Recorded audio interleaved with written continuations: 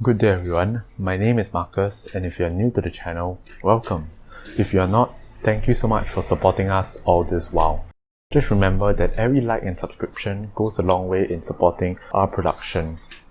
Now before we dive into today's video topic, two topics in fact, have a look at these disclaimers before we proceed.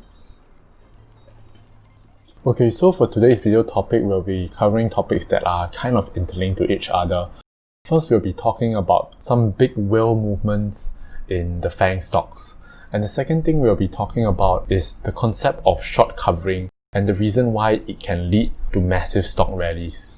Okay, so I'm sure many of you are familiar with Jeff Bezos, billionaire founder of e-commerce and cloud computing giant Amazon. And it's a stock that has seen higher highs with every passing month, with many investors who invested back in its heyday in the early 2000s are seeing massive profits now.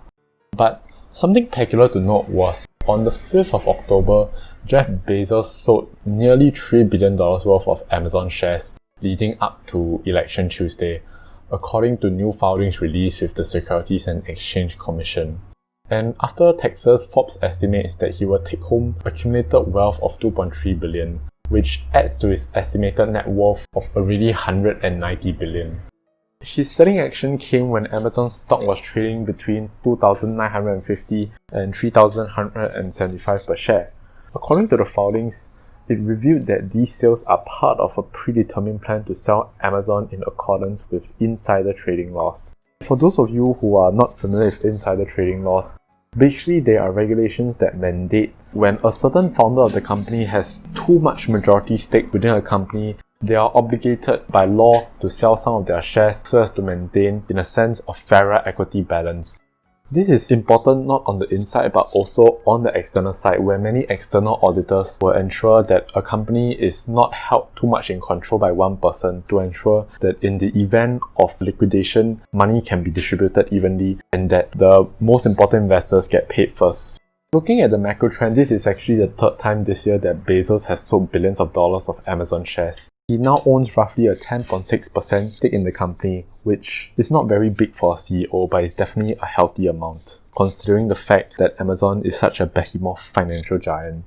Back then in August, he sold $3.1 billion worth of Amazon shares, and in the first week of February, leading up to the pandemic, he sold over $4 billion worth of Amazon shares. In total, the founder has sold over $10 billion worth of Amazon shares just in this year alone.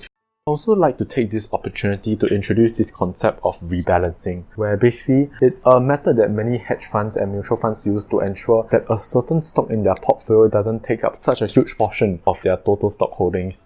And this is important because just as the adage goes, don't put all your eggs in one basket, this ensures that if the stock happens to fail, not all of the money held by these hedge funds will be gone.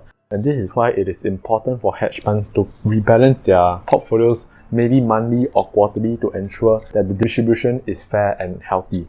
The last thing I would like to say is also that Bezos has made various commitments in the last few years when it comes to charity and this whole idea of sustainable investing. He announced a $10 billion Bezos Earth Fund dedicated to fighting climate change in February. And although he has not announced any details about the planned giving, he has also promised an additional $2 billion in 2018 to fund existing charities helping homeless families and to start a network of non-profit Montessori-inspired preschools for low-income neighborhoods. And the first Bezos Academy opened in October in a town south of Seattle, where Amazon is based. This shows that the richest man in the world is definitely keen on spreading his wealth to ensure that he's not the only one getting rich. Community welfare is increasing as well. This is a very good sign forward and also ties into the broader concept of sustainable investing, which is the buzzword these days. Now on to the second topic for today's video, we'll be talking about this concept of short covering. Basically, in one of our earlier videos, we introduced how shorting a stock is selling a stock first and then hoping to buy it back at a lower price so that your profit gain will be the difference between the price you sold at and the price you bought at. And this is very attractive, especially when you expect the market would take a bearish turn for the future. However, there is also the chance that the price action may not follow whatever the shorts predict, and if it goes up too high, the shorts will have to cover. What covering means is that they have to buy back the stock at a higher price that they sold it for, rather than letting it go higher and higher and letting their losses double or even quadruple. So the act of covering will actually push prices up even further, because since shorts are obligated to buy back the shares they borrowed to sell, this would add on to the buying pressure that was already present beforehand, sending the stock into a bullish spiral. This is the reason why many swing traders like to play stocks with very high short volume. There will come a tipping point where if there's enough buying pressure, it will cause the price to rocket up and shorts would have to cover, causing the price to rocket up even further. So this is definitely a trading idea that many of you can look into if you're thinking about getting into swing trading. Okay, with that, we'll conclude today's video. I hope that you have learned some valuable things which you can share with your other peers. I will also be flattered if you could leave a like and incentivize your other friends to subscribe to our channel. It would really mean a lot to us. Leave any comments you have in the comment section below and I'll try my best to answer all of them thoroughly. I look forward to seeing you for our next video, and invest safe. Ever since the day that you